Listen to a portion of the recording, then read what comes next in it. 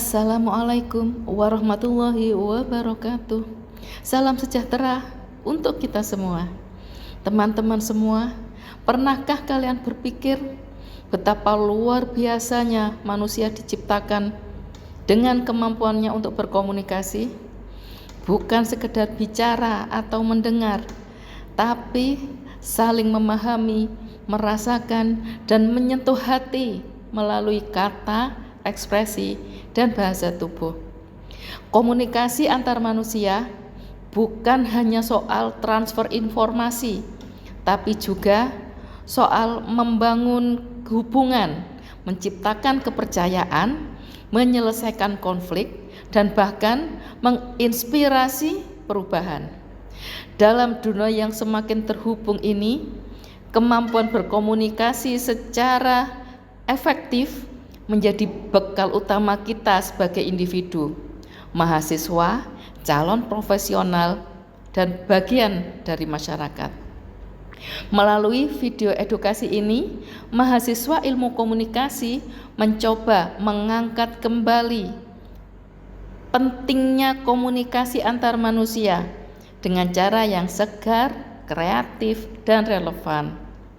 Ini bukan sekedar tugas kuliah, tapi bentuk kontribusi nyata untuk membuka wawasan kita bersama.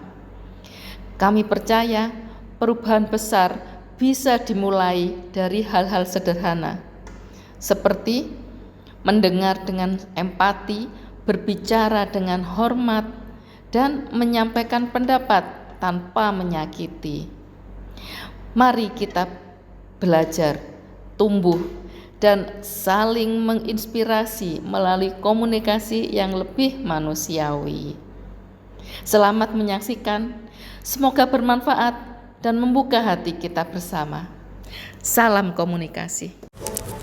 Apa yang terjadi jika seni bela diri yang menjunjung tinggi persaudaraan justru berubah menjadi ajang permusuhan? Itulah yang terjadi di Kabupaten Nganjuk, Jawa Timur. Pada Minggu pagi, tanggal 5 Maret tahun 2023, suasana di Sanggunto, Kecamatan Sukomoro, Kabupaten Nganjuk berubah mencekam akibat bentrokan antar pesilat dari dua perguruan silat ternama. Ratusan pesilat yang baru saja kembali dari acara pengesahan anggota di Madiun terlibat tawuran yang diwarnai aksi saling lempar batu, menyebabkan kerusakan pada belasan rumah warga dan luka-luka ringan pada beberapa orang. Insiden ini terjadi di depan Gapura Desa Lundo dan terekam dalam video yang kemudian viral di media sosial. Warga setempat termasuk perempuan dan anak-anak dilanda ketakutan akibat hujan batu yang menghantam atap rumah mereka. Beberapa rumah mengalami kerusakan serius dengan genteng pecah dan kaca jendela hancur. Pihak kepolisian bergerak cepat dengan mengamankan 4 pelaku yang diduga terlibat dalam tawuran tersebut. Mereka masih berstatus pelajar dan mengaku terlibat dalam aksi tersebut untuk mencari jati diri sebagai pesilat. Kasus ini menyoroti perlunya pembinaan yang lebih intensif terhadap generasi muda dalam memahami nilai-nilai luhur dari seni bela diri tradisional Indonesia.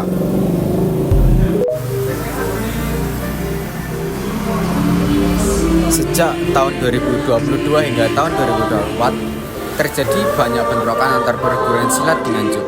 Yang dulunya saudara dalam semangat pencak silat, kini saling lempar batu dan merusak rumah warga. Kenapa bisa? Penyebab utamanya ada 4. Penelitian ini mengungkap 4 faktor utama. Yang pertama yaitu identitas kelompok. Pesilat merasa sangat terikat dengan perguruannya, bahkan memandang kelompok lain sebagai musuh. Yang kedua yaitu persaingan dan gengsi. Rebutan wilayah, simbol kehormatan, dan pengaruh di masyarakat bikin konflik makin panas. Yang ketiga, lemahnya kontrol sosial. Pembina perguruan, tokoh masyarakat, hingga aparat kurang berperan dalam membina dan mendidik mencegah konflik. Yang keempat, media sosial. Postingan provokatif dan video tawuran yang viral mempercepat penyebaran kebencian. Dampaknya, tawuran ini bukan sekedar keributan biasa.